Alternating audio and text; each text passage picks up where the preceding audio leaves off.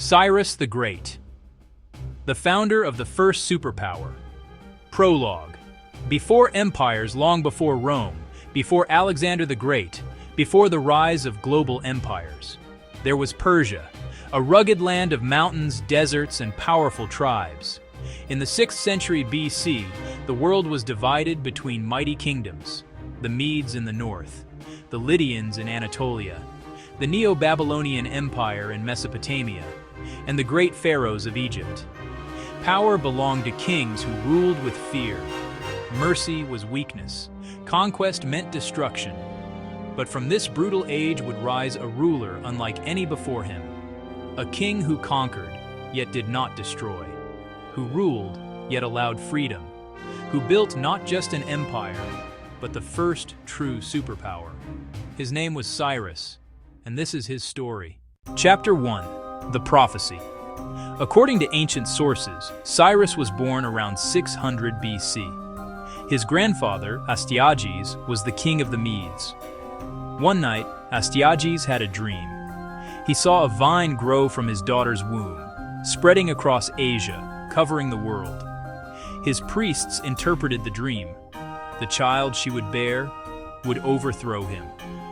Terrified, Astyages ordered the baby killed. But the general assigned to the task could not do it. Instead, the infant was secretly given to a shepherd to be abandoned. But the shepherd and his wife raised the child as their own. Cyrus grew up not in a palace, but among ordinary people. He learned hardship, he learned humility, and he learned leadership, not through fear, but through loyalty.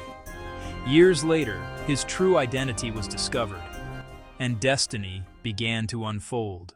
Chapter 2. The Fall of the Medes. As Cyrus grew older, he became leader of the Persian tribes, who were subjects under Median rule. The Medes believed Persia was weak, but Cyrus was patient. He united the Persian clans. He strengthened alliances, and when the moment came, he revolted. In 550 BC, Cyrus defeated his grandfather Astyages. But here is what made him different. He did not slaughter the Median nobility. He did not destroy their culture. Instead, he absorbed them into his new empire. He made former enemies his allies. The Persians and Medes became one power. This was the birth of the Achaemenid Empire. Chapter 3. The Conquest of Lydia. To the west lay Lydia, ruled by King Croesus. Croesus was legendary for his wealth. Gold flowed through his capital, Sardis. Confident in his riches and alliances, Croesus attacked Cyrus. It was a mistake. Cyrus responded with speed. In the Battle of Thymbra, Cyrus used innovation. He placed camels in front of his cavalry. The unfamiliar smell terrified the Lydian horses. Their cavalry collapsed. Croesus retreated to Sardis. The city fell. Yet again, Cyrus spared the king. Croesus later became an advisor. Instead of ruling through fear, Cyrus ruled through respect. Chapter 4. The Greatest Prize, Babylon. Babylon was the jewel of the ancient world. Massive walls, magnificent temples, advanced culture. It seemed impossible to conquer, but Cyrus did not rely only on force. He used strategy. Babylon's king, Nabonidus, was unpopular. Cyrus spread propaganda, presenting himself as a liberator. In 539 BC, Persian forces diverted the Euphrates River. They marched into Babylon through the riverbed, under the walls. The city fell without massive destruction, and here, Cyrus made history. Instead of enslaving the population, he allowed religious freedom. He restored temples. He allowed displaced peoples, including the Jews, to return to their homelands. This act was recorded on what we now call the Cyrus Cylinder, often described as the first declaration of human rights.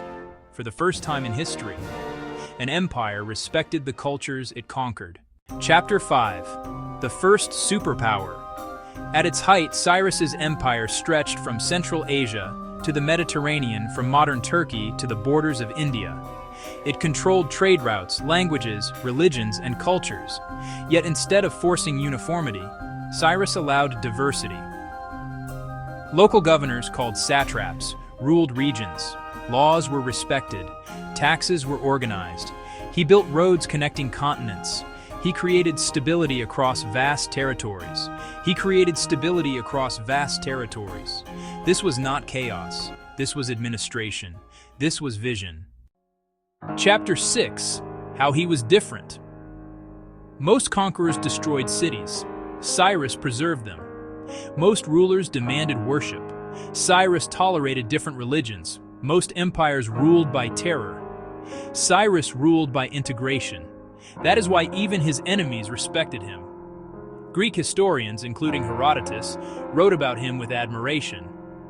The Bible refers to him as a chosen instrument of God. Very few conquerors in history are remembered with respect. Cyrus is one of them. Chapter 7. The Final Campaign. Cyrus died around 530 BC during a campaign in Central Asia. According to legend, he fought the Massagetæ tribe. Their queen, Tamiris, swore revenge after Cyrus defeated her forces. Some accounts claim she defeated him in battle. Others say he died from wounds. What we do know, he died as he lived, in battle.